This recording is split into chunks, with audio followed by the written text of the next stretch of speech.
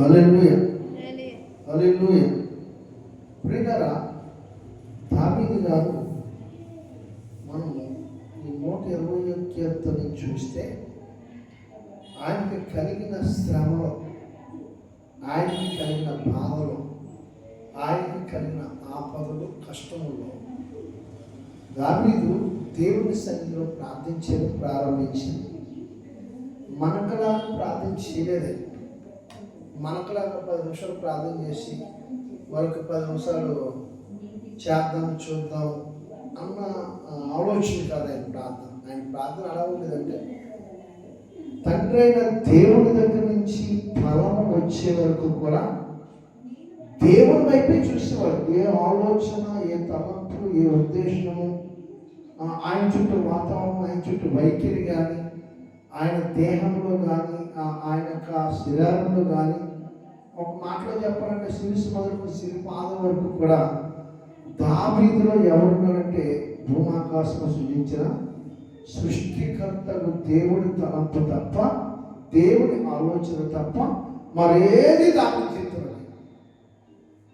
దావీదు ఒక్కటే తెలుసు. ఏం తెలుసు అంటే, ఫలము పరమంతకు ఆశీర్వాదం దేవుడి దగ్గర ఉంది. హల్లెలూయా.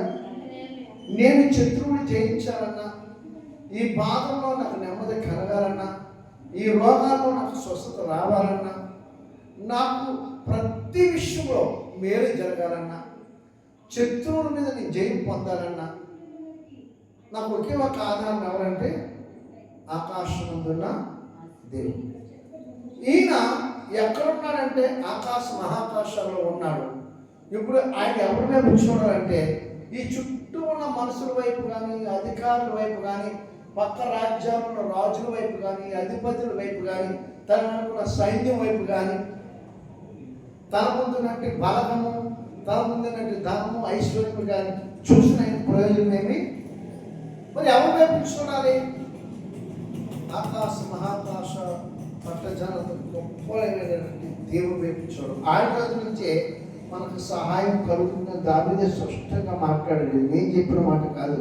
ఆ మొదటి వచనంలో, నేను కొండల తట్టు కనులెత్తుచున్నాను, నాకు సహాయం ఎక్కడి నుంచి వచ్చినని, యెహోవా వలనే నాకు సహాయం కలుగును. హల్లెలూయా.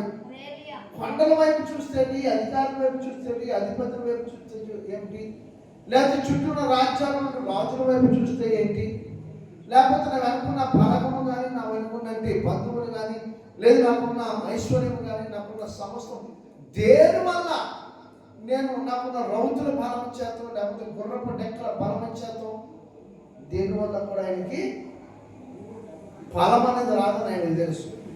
ఒకే ఒక వ్యక్తి, ఆయన యెహోవా. హల్లెలూయా. యెహోవాకు తప్ప నాకు సహాయం ఎక్కడ రాదు. ఒకవేళ పాదాలు ఇరుకులు పడకుండా ఉండాలన్నా, నా పాదాలు తొట్టెళ్ళిపోకుండా ఉండాలన్నా ఆయన సహాయం నాకు అవసరం. దేవునికి ఆయన సహాయం లేకుండా నేను ఏ కార్యాచరణ కూడా చెయ్యలేను. ఎందుకంటే నన్ను కాపాడడానికి ఆయన మాత్రమే సమర్థుడు, నన్ను రక్షించడానికి ఆయన మాత్రమే బలవంతుడు. ఆయన దావీదు ఎప్పుడు కూడా తనకున్న సైన్యాన్ని బట్టో, లేకపోతే తనకున్న గుర్రపు రౌతులు బట్టో, లేకపోతే తనకున్నటువంటి మహా వీరులు బట్టో ఎప్పుడు అతిశయించలేదంట. దేవుడిని యెహోవాను బట్టి అతిశయించేవాడు దావీదు. హల్లెలూయా. నా పక్షంగా ఈరోజు నేను జయం పొందుతున్నాను, ఈరోజు నేను శత్రువుని అనగదొక్కుతున్నాను, లేదు శత్రువు మీద నాకు జయం కలుగుతుంది, శత్రువు నేను పారదోలుతున్నాను, శత్రువు నన్ను చూసి పారిపోతానంటే దావీదు అనుకున్నాడట, నా బలము కానీ, నా శక్తి కానీ, నేను ఏపాటి వాడిని, నరమాత్రుడిని, నా వల్ల అయితే ఏమి, నాలో ఉన్నవాడు ఒకడున్నాడు, ఆయన యుద్ధశూరుడు. హల్లెలూయా. ఆయన సైన్యములకు అధిపతియగు యెహోవా, ఆయన నా పక్షం నుండి యుద్ధము యెహోవాదన్నట్లుగా నాలో నుండి ఆయన యుద్ధం చేస్తుంది. హల్లెలూయా. దావీదు ఆ నమ్మకమే దావీదుని దేవునికి ఎలా కనిపిస్తుంది? దావీదు నా హృదయానుసారుడు. హల్లెలూయా. పట్టుమని 10 నిమిషాలు ప్రార్థన చేస్తే మనం 10 రోజులు బట్టి చేస్తున్నట్టు ఫీల్ అయిపోతాం. ఆయన ముమ్మారు ప్రార్థన చేస్తూ అన్నాడంట, 19లో చెప్తాడు, ముమ్మారులు కాదయ్యా 7 మార్లు స్తుతించే కృప కావాలన్నాడు. దేవునికి స్తోత్రం. ఎన్ని మార్లట? 7 మార్లు నిన్ను స్తుతించాలి, నిన్ను గణపరచాలి. ముమ్మారు ప్రార్థన చేయడం వల్ల ఏమాత్రమో తృప్తి కానలేదో. దినానికి నేను 7 మార్లు నిన్ను స్తుతించాను. 164 వచనంలో రాయబడింది. నీ నాయకు 19 164 నీ నాయకు విధులను బట్టి దినమునకు 7 మార్లు నేను నిన్ను స్తుతించుచున్నాను. హల్లెలూయా. దావీదు ఎప్పుడు ముమ్మారే ప్రార్థన చేసేవాడు. కానీ దావీదుకి దేవునికి ఉన్న సంబంధాన్ని బట్టి నా జీవితం అంతా నీ పాదాల గుర్తునే పెట్టవు. ముమ్మారు ప్రార్థన చేయడం వల్ల నాకేమి సంతోషం కలిగినా నా యందు నువ్వేమైనా ఆనందించగలుగుతావా? నా వలన నీకేమైనా సంతోషమా ప్రభువా? నేను నీతో గడుపుటే నీకు సంతోషం. హల్లెలూయా. దావీదు ప్రార్థన చేసినప్పుడు ఎప్పుడు కూడా దేవుడి చెవికి ఆలకించేవాడు. దావీదు ప్రార్థన చేసినప్పుడు ఎప్పుడు కూడా అనేవాడంటే, దావీదు దేవా నా ప్రార్థనకి చెవికు, దేవా నా మొర ఆలకించు, దేవా నా ప్రార్థనకి చెవికు, దేవా నా విజ్ఞాపనతోని ఆలకించు, దేవా నేను మొర పెట్టించున్నాను, నీవు నీ శరణు తెచ్చి నీ చెవులకి ఆ మొర వెళ్ళునుగా అని ప్రార్థన చేసేవాడు. నిజంగా దావీదు బ్రతిమాడేసేవాడు. దేవా నా ప్రార్థనకి చెవియకువా, నా ప్రార్థనకి చెవియకువా, నా ప్రార్థన నీ చెవిలో జొచ్చినవా, నా ప్రార్థన నీ చెవిలో మొరలాడినవా, నా ప్రార్థనకి నీ చెవి ద్వారా విని నాకు ఆమోదముద్రమేవా. ఇలాగ ప్రతిరోజు దినానికి నమ్మారు దేవుడి సన్నిధిలో. దేవా ఒకవేళ నా ప్రార్థన ఆలకించకపోతే, ఒకవేళ నా మొరాలుగా ఆలకించకపోతే, ఒకవేళ నా ప్రార్థన చెవులు పెట్టకపోతే, ఒకవేళ నా ప్రార్థన చెవి ఎక్కకపోతే నేను సమాధిలో దిగిన వారు వలే అద్భుతము. ఆల్రెడీ 28వ కీర్తన చూడండి, మీకు అర్థం అని చెప్తాను. ఒకసారి చూడండి, 2వ వచనం 28:2.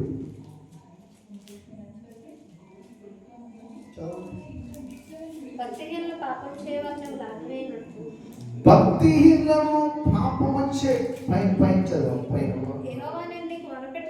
యెహోవా నీకు కనిపెట్టుచున్నాను, నా ఆశ్రయతలకు మా మౌనముగా ఉండక నా మనవి ఆలకించుము. నువ్వు మౌనముగా నుండి నేను సమాధిలో దిగిన వారు వలే. ఆమేన్. ఇదండి. అలాంటి సమయంలో దావీదు దినానికి ముమ్మారైతే, ఒకవేళ ఈయన ఉంటాడో విండో, ఒకవేళ ఆయనకి నేనే ఒక భక్తులు కాదు కదా, ఈ భూమి మీద అనేక మంది ఉండుంటారు, కానీ ఇలా కాదు, 7 మార్లు నేను స్తుతిస్తే, 7 మార్లు ఆయన ఆరాధిస్తే, 7 మార్లు దేవుడు ఏదో ఒక ప్రార్థన వస్తాడు అనుకుంటేవాడు దావీదు. అలాగని ప్రతి మరో ప్రార్థన చేసేవాడు దేవుడి సన్నిధిలో. హల్లెలూయా. ప్రార్థన చేస్తాను. దావీదు ఎక్కడికి వెళ్ళా, ప్రభువా నేను ఫిలిష్తీయులకి యుద్ధానికి వెళ్తాను, వెళ్ళాలా ఉందా? ఆయన అడిగేవాడు.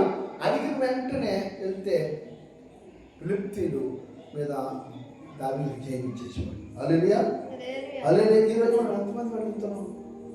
కనీసం దేవుడి సన్నిధిలో, ప్రభువా మరి ఈ కార్యం కొనుక్కోవాలనుకుంటున్నాం, బంధువులు ఉన్నారు, స్నేహితులు ఉన్నారు, మరి ఈ కార్యక్రమంలో మంచి చెడ వెళ్ళాలా వద్దా, ఇది జయించోకంగా జరుగుతుందా, ఎలాంటి ఇబ్బంది లేకుండా సమాధానకరంగా ఈ కార్యం కొనసాగుతుందా అని అడిగే పరిస్థితి మనకి లేదు, ఈరోజు లేదు. ఎందుకంటే మనం దావీదు లేవు ఇక్కడ. దావీదు అంటే ఇక్కడ లేరు. దేవుడు దావీదు ఆత్మ కలిగిన వారు లేరు, దావీదులా కొనియాడేవారు లేరు. ఎవరో కొంతమంది, అందరూ కాదని నేను చెప్పను, కానీ కొంతమంది దేవుడు చెప్పేవారు కూడా కథలు. హల్లెలూయా. ఎన్ని సంవత్సరాలన్నా అలా వెయిట్ చేస్తూ ఉంటారు. అంతే. కారణం ఏంటంటే ఖచ్చితంగా దేవుని మాట ఒక శాసనం. హల్లెలూయా. దావీదు ఆ శాసనాన్ని అనుసరించేవాడు, ఆ ధర్మశాస్త్రాన్ని, వాక్యాన్ని, ఆయన యొక్క విధులు, ఆయన యొక్క ఆజ్ఞలను పాటించేవాడు. దావీదు ఆయన కట్టడాలు అనుసరించేసేవాడు. ధర్మశాస్త్రం అంతటిని చాలా జాగ్రత్తగా విరవక మరవక చక్కగా ధ్యానం చేసి, ఆ ధర్మశాస్త్రం నుంచి ఎక్కడ తొలగిపోక, కుడికి కానీ ఎడమకు కానీ తొట్టిపోకుండా దావీదు ఆ వాక్యాన్ని అనుసరించి నడిచేవాడు, అనగా దేవుని వెంబడించి నడిచేవాడు. అందుకనే దావీదు ప్రార్థన చేస్తున్నప్పుడు నేను కొండల తట్టు కన్నెత్తిన నాకు ప్రయోజనం ఏమి లేదు, కానీ నా సహాయకుడు నీవే. అది ఎక్కడి నుంచి రావాలంటే నీ యొద్ద నుంచే రావాలి. దేవుని స్తోత్రం. ఈ మాట ఒకసారి కింద చూడండి, ఒక చిన్న మాట మీకు అర్థమని చెప్తాను. 124వ కీర్తనలో 8వ వచనంలో రాయబడి, భూమాకాశములను సృజించిన యెహోవా నామమునే మనకు సహాయం. ఎక్కడి నుంచి వస్తుందండి? అక్కడి నుంచే రావాలి. ఎటు తిరిగి వచ్చిన దావీదు అంటాడు, ఈ సృష్టిని చేసిన నువ్వయ్యా, సృష్టికర్తవు నీవు, నీ నామం తప్ప మాకే సహాయం ఎక్కడి నుంచి కాదు. దేవునికి స్తోత్రం కలుగును గాక. హల్లెలూయా. దేవుని దగ్గర నుంచే సహాయం. దేవుడు దావీదుని కానీ లేకపోతే నిన్ను కానీ నీ నుంచి కానీ ఆయన కోరుకున్న గొప్ప ప్రాముఖ్యత ఏంటంటే ఆయన అంటాడు చూడండి, 122వ కీర్తనలో 6వ వచనంలో చెప్తున్న మాట, యెరూషలేము యొక్క క్షేమము కొరకు ప్రార్థన చేయి, యెరూషలేమును నిన్ను ప్రేమించుచున్న వారు వర్ధిల్లుదురు, నీ ప్రాకారాల్లో నెమ్మది కలుగును, నీ నగరంలో క్షేమము ఉండును, నీ క్షేమం కలుగునగాక. హల్లెలూయా. 8వ వచనం కూడా అదే మాట్లాడారు. దేవునికి స్తోత్రం. ఇశ్రాయేలు కొరకు ప్రార్థించేయాలి, ఇశ్రాయేలు జనుల కొరకు ప్రార్థించాలి, యెరూషలేము కొరకు ప్రార్థించేయాలి. అది మన బాధ్యత. యెరూషలేమును ప్రేమించాలి. యెరూషలేమును ఎందుకు ప్రేమించాలంటే యెరూషలేములో మన దేవుని యొక్క సింహాసనం ఉంది. మహాదేవుని యొక్క సింహాసనం యెరూషలేములోనేముంది. ఒక దినం వచ్చినప్పుడు ఆ నూతన యెరూషలేములో 1000 ఏండ్ల పరిపాలన జరుగుతుంది. మన రాజులకు రాజు, ప్రభులకు ప్రభుని యేసయ్య ఆ పరిశుద్ధ సింహాసనం నుంచి యెరూషలేము నుంచి నిన్ను నన్ను పరిపాలిస్తాడు. దేవునికి స్తోత్రం కలుగును గాక. అందుకనే ఖచ్చితంగా యెరూషలేము కొరకు మనం ప్రార్థన చేయాలి, ఇశ్రాయేలు ప్రజల కొరకు ప్రార్థన చేయాలి. అది మన బాధ్యత. నువ్వే ఇశ్రాయేలువే, నీకు తెలియదేమో, అందుకే ప్రార్థన చేయమంటాడు దేవుడు. గురిగా చేయమలే. ఇశ్రాయేల్ యూదులే కావచ్చు, కానీ ప్రభువే స్పష్టంగా ఏమన్నాడు, నీ స్వరక్తమని నేను కొనుక్కున్నాను, స్వత్తు అంతే. కాబట్టి నువ్వే ఇశ్రాయేలువే. ఆయన జక్కయ్య మేడి చెట్టు మీద ఉన్నప్పుడు ఇతడు అబ్రహాము కుమారుడే, ఇతడు ఇశ్రాయేలుడే అన్నాడు కదా. మరి మనమేమండి, జక్కయ్య వేరు మనం వేరు కాదు. జక్కయ్య మనము కూడా అందరము అబ్రహాము సంతానం అడుగుతున్నారు, అబ్రహాము వారసులమే, అబ్రహాము నుంచి ఆశీర్వాదానికి యోగ్యులమే, అబ్రహాం యొక్క వారసత్వానికి, అబ్రహాం యొక్క పౌరుషత్వానికి, పరలోక పౌరుషత్వానికి మనం యోగ్యులం. కాబట్టి ఖచ్చితంగా మనము ఇశ్రాయేలు. కాబట్టి మన సహోదరులకు ఇశ్రాయేలు రక్షణ పొందమని పౌలు గారు చెప్తారు 10వ అధ్యాయం రోమీయులకు రాసిన పత్రిక. నా హృదయాభిలాష ఉంది. ఒక తల్లి అంటది, లోకశువార్తలో ఒక తల్లి ప్రార్థన చేస్తుంది, అన్న ఇశ్రాయేలు రక్షణ కాదు, ఇశ్రాయేలు విమోచించబడాలంట. 44 ఏళ్ళ వయసులో వృద్ధురాలైంది, ఉపవాసం నుండి ఇశ్రాయేలు విమోచన కొరకు కనిపెడుతున్నారు. హల్లెలూయా. మరి మనం ఏం చేస్తున్నాం? పక్కతోటి సహోదరి సహోదరుడు, పక్కింటి వారు, పొరిగింటి వారు, ఎదురింటి వారు, మన కుటుంబం రక్షణ పొందాలి, వారు నాతో పాటు దేవుని మందిరానికి రావాలి, వారు విమోచించబడాలి, వారు ఉపేక్షించబడాలి, వారు విడుదల పొందాలి.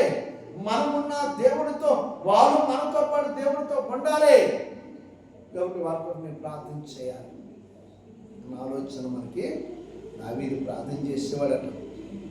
దావీదు ప్రార్థన చేసేవాడు యెరూషలేము క్షేమం కొరకు, ఇశ్రాయేలు కొరకు, దేవుని సింహాసనం కొరకు. దావీదుని అంటాడు దేవుడు, నీ సింహాసనం తరతరములు స్థిరపరచబడును గాక. నీ సింహాసనం మీద ఒకడు ఉండక మానడు, ఆయనే నజరేయుడైన యేసు. హల్లెలూయా. హల్లెలూయా. మరి ఆయన సింహాసనం పడిపోతే మనమేమైనా? మనమేమైనా? ఆయన లేడు, మనం. అందుకనే ఆయన సింహాసనం స్థిరముగా ఉండాలంటే నువ్వు యెరూషలేము క్షేమం కొరకు ప్రార్థన చేయాలి, యెరూషలేమును ప్రేమించి యెరూషలేము వర్ధిల్లినట్టుగా ప్రార్థన చేయాలి. ఇశ్రాయేలుకు సమాధానం ఉన్నట్టుగా ప్రార్థన చేయాలి. ఇశ్రాయేలు యెరూషలేము పక్షంగా దేవుడు యుద్ధం చేయాలి. యెరూషలేము ఇశ్రాయేలు పక్షంగా దేవుడు ఉండాలని మనం ప్రార్థన చేయాలి. అప్పుడే నువ్వు నిజమైన ఇశ్రాయేలు. హల్లెలూయా. అప్పుడే నువ్వు నిజమైన క్రీస్తు రక్తంలో కడగబడి క్రీస్తు కుమారుడివి. హల్లెలూయా. అలా ప్రార్థన చేయాలి. కొండల తట్టు కరుణించు, సహాయం ఎక్కడి నుంచి కరుణించు. యెహోవా యొద్ద నుంచే కదా. నేను ఇంకొక మాట చెప్పు, నీ కుడి పక్కన యెహోవా నీడగా నుండును. ఇంకొక మాట ఏమండి, ఇశ్రాయేలు కాపాడు కొనుకడు నిద్రపోడు. యెహోవాయే నిన్ను కాపాడువాడు. నీ కుడి పక్కన యెహోవా నీకు నీడగా ఉండు. పగల ఎండ దెబ్బైనను నీకు తగలదు, రాత్రి వెలుడ దెబ్బైనను నీకు తగలదు. ఏ అపాయము రాకుండా యెహోవా నిన్ను కాపాడు. ఆయన నీ ప్రాణమును కాపాడును. ఇది మొదలుకొని నిరంతరము వచ్చినప్పుడు వెళ్ళినప్పుడు, లోపలికి వచ్చినప్పుడు వెలుపలికి వెళ్ళినప్పుడు, ప్రయాణాల్లో త్రోవల్లో మార్గాల్లో అన్ని విషయములు ఏమైనా నేను కాపాడు. నీ ప్రాణానికి నెమ్మది. దేవుడే నిద్రపోతాడు అనుకుంటున్నారేమో. మత్తయి సువార్తలో చెప్తాడు, ఆయన పడవ మీద వెళ్తున్నప్పుడు, ఆ పడవ మీద వెళ్తున్నప్పుడు శిష్యులు అంటున్నారు, ఆ నీటి అడుగు భాగానికి పడవ అడుగు భాగానికి తరగని అడ్డు పెట్టి పడుకున్నాడు. ఆయన ఎందుకు నిద్రపోతాడు?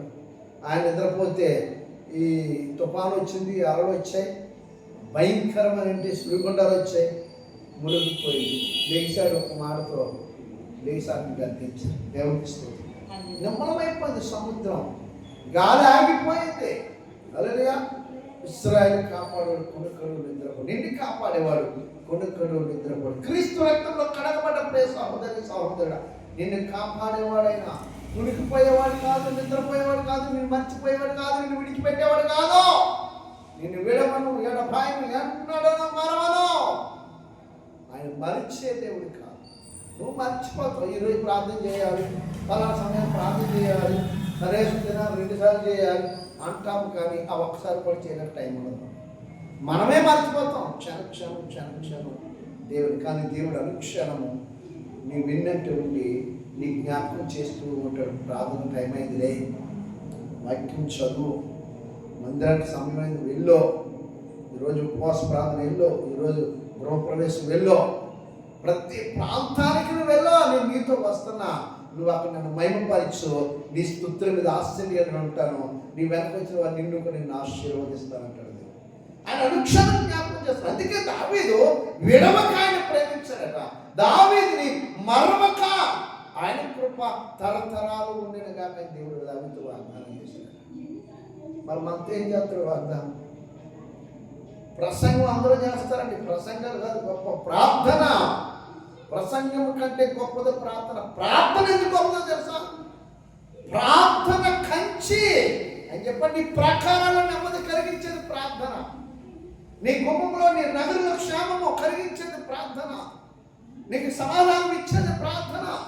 శత్రువుని జయమిచ్చేది ప్రార్థన. శత్రువుని అనగదొక్కేది ప్రార్థన. అపవాదిని అనగదొక్కేది ప్రార్థన. అపవాదిని నశింపజేసేది ప్రార్థన. నీ మీదకు లేచేవాడిని పాల్గొనేది ప్రార్థన. ప్రార్థన ప్రార్థన ప్రార్థన ప్రార్థన.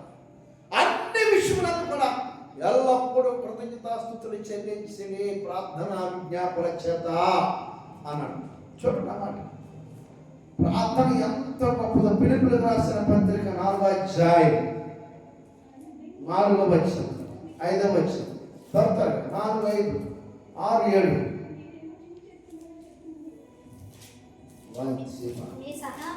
నీ సహనమును సకల జనులకు తెలియ. ప్రభు సమీపముగా ఉన్నాడు. దేనిని గురించి చింతపడకుడు కానీ ప్రతి విషయము దేని చేత అండి? ప్రార్థనా విజ్ఞాపనల చేత కృతజ్ఞతాపూర్వకముగా దేవుడికి తెలియాలంటే కింద రాశాడు. అద్భుతమైన మాట్లాడే కింద చదవండి. దేవుని సమాధానము హల్లెలూయా మీ హృదయం తలంపులకు యేసుక్రీస్తు వలన కావునై ఉంటది. హల్లెలూయా. ప్రార్థనే ఇందాక చెప్పాను, రోమన్ 10వ అధ్యాయం 1లో చూడండి. సహోదరులారా, ఇశ్రాయేలు రక్షణ పొందవలని నా హృదయాభిలాష, వారి విషయమై నేను దేవునికి చేయు ప్రార్థన ఉన్నది. హల్లెలూయా, హల్లెలూయా. ఎలా చేశాడంట? వారు దేవుని యందు ఆసక్తి కలిగిన వారని వారిని గురించి సాక్ష్యం ఇచ్చుచున్నాను. ఆయనను వారికి ఆసక్తి జ్ఞానాభ్యాసం సాధనము కాదు అనగా వారు దేవుని నీతిని ఎరుగక తన స్వనీతి స్థాపించబోనుకున్నది దేవుని నీతిని లోబడలేదు. హల్లెలూయా. ఆ మాట చదివాము. విశ్వసించు ప్రతివానికి నీతి కలుగుటకై క్రీస్తు ధర్మశాస్త్రములకు సమర్థమై ఉన్నాడు. ఆమేన్. హల్లెలూయా. నీకు నీతిని కలిగించేదే ప్రార్థన. నీతి ఎప్పుడు కలుగుతుంది? క్రీస్తు నువ్వు కలిగి ఉన్నావు. క్రీస్తు సంభాషణ, ప్రార్థించుట, ఆయన నువ్వు సంభాషించుకునేట, మాట్లాడుకునేట, నీ బాధ, నీ కష్టం హృదయపూర్వకంగా, మనసుపూర్వకంగా, అపవిత్రత నీ దేహంలో, పాపము నీ దేహంలో, రోత అనే దుష్టాత్మ నీ దేహంలో, చెడితనం నీ దేహంలో ఉండకుండా మనసు పూర్తిగా, హృదయమారా, మనసారా, పరిశుద్ధముగా, నీతిగా దేవుని సన్నిధిలో ప్రార్థించినప్పుడు అప్పుడు చూస్తాడట నీ నీతిని. దేవునికి స్తోత్రం. నువ్వు నీతిమంతుడివే, నువ్వు పరిశుద్ధుడివే, నాకు అర్థమవుతుంది, నువ్వు పశ్చాత్తాపడుతున్నావు, నువ్వు ప్రాయశ్చిత్తం చెల్లించడానికి ఇష్టపడుతున్నావు, దేవుడికి అర్థమవుతుంది. దావీదు పక్షుని కూడా దేవుడు అలాగే ప్రార్థన ఆలోచించాడు. ఇశ్రాయేలు కాపాడు కొడుకుడు నిద్రపోయే దేవుడు కాదండి. మనం అనుకుంటాం ఆయన నిద్రపోతాడు అనేసి. దేవుడు ఎప్పుడు నిద్రపోతే సృష్టి ఉండదు. సృష్టి ఎక్కడ కనపడుతుంది అంటారు? నిద్రపోతే దేవుడు నిద్రపోయాడు, సృష్టి ఉంటుందా? సృష్టి ఉండదు. కాబట్టి మన దేవుడు నిద్రపోయే దేవుడి అంత మాత్రము దేవుడికి స్తోత్రం. దేవుడి వాక్యం మనం చూసినప్పుడు చాలా సంగతులు మనకు కనపడుతుంటాయి. 23వ కీర్తనలో చెప్తాడు చూడండి, ఆకాశము దాస్యం వాడు నీ తట్టు నా కనులు ఎత్తించున్నాను. దాసుల కనులు తన యజమానుని తట్టు తన చేత పట్టినట్లు, తన దాసి కనులు తన యజమానురాజు చేత పట్టినట్లు చూచినట్లు మన దేవుడైన యెహోవా మనము కరుణించే వరకు మన కనులు ఆయన తట్టు చూచుచున్నాము. హల్లెలూయా. దేవుని వైపు చూడాలి. ఒక యజమానుడి దగ్గర పనిచేసేటప్పుడు మన జీవితం కోసం మనం ఎలాగా ఎదురు చూస్తాం? ఎప్పుడు ఇస్తాడని. నీ జీవితం పరలోకమందున్నట్టు నీ తండ్రి దగ్గర ఉంది. దేవుడని యెహోవా దగ్గర నీ జీవితం ఉంది. పనివాడి జీవితానికి పాత్రుడు. నువ్వు చేస్తున్న పనికి తగ్గ ఫలమే నీ జీవితం. అది తండ్రి అయిన దేవుని దగ్గర ఉంది. దావీదు ఆ ఫలం పొందే వరకు కూడా ఆయన వైపు కళ్ళు ఎత్తువాడట. అక్కడి నుంచే రావాలి నా జీవితం, అక్కడి నుంచే రావాలి నా ఫలం, అక్కడి నుంచే నాకు సహాయం, ఆయనే నన్ను ఆశీర్వదించాలి, ఆయనే నన్ను దీవించాలి, ఆయనే నాకు జయం ఇవ్వాలి, అన్ని విషయములందు ఆయనే నాకు తోడై నన్ను కాపాడి నాకు నీడగా ఉండి ప్రతి విషయములందు నాకు కొమ్మెచ్చించాలి. ఆ కొమ్మెచ్చించబడాలంటే ఆయనే నాకు సహాయం చేయాలి. ఆయన ఎవరో? భూమాకాశము సృజించిన సృష్టికర్తకు యెహోవా నామములో నాకు సహాయం కలుగుతుందని దావీదు మొదలు పెట్టాడు. మరి నువ్వెప్పుడు మొదలు పెడతావు? నువ్వెప్పుడు నమ్ముతున్నావు? నువ్వెప్పుడు ఎదురు చూస్తూ ఆశతో? తప్పనిసరిగా దేవుడు దావీదు ప్రార్థనే కాదు, నా ప్రార్థన కూడా ఆలకిస్తాడు. పౌలు ప్రార్థనే కాదు, నా ప్రార్థన కూడా వింటాడు. ఫిలిప్ ప్రార్థనే కాదు, నా ప్రార్థన కూడా, సంఘ ప్రార్థన కాదు, నా ప్రార్థన కూడా వింటాడు. మా పాస్టర్ గారి ప్రార్థన, మా దాసుల ప్రార్థన, పాస్టర్ గారి ప్రార్థనే కాదు, సంఘంలో చాలా మంది తోటి వాళ్ళ ప్రార్థనే కాదు, నా ప్రార్థన కూడా వింటాడని విశ్వసచ్చిత నమ్మకత్వం నీకు ఖచ్చితంగా దావీదును ఆశీర్వదించిన దేవుడు మనల్ని, మన కుటుంబాన్ని కూడా ఆశీర్వదిస్తాడు. అట్టి కృప, పరిశుద్ధాత్మన్యు సవాసం మనందరికీ తోడై నిరంతరము భూమాకాశంలో సృజించిన యెహోవా చంద్ర యెహోవా నామములో మనం ఆశీర్వదించబడుదుముగాక. ఆమేన్. ఆమేన్.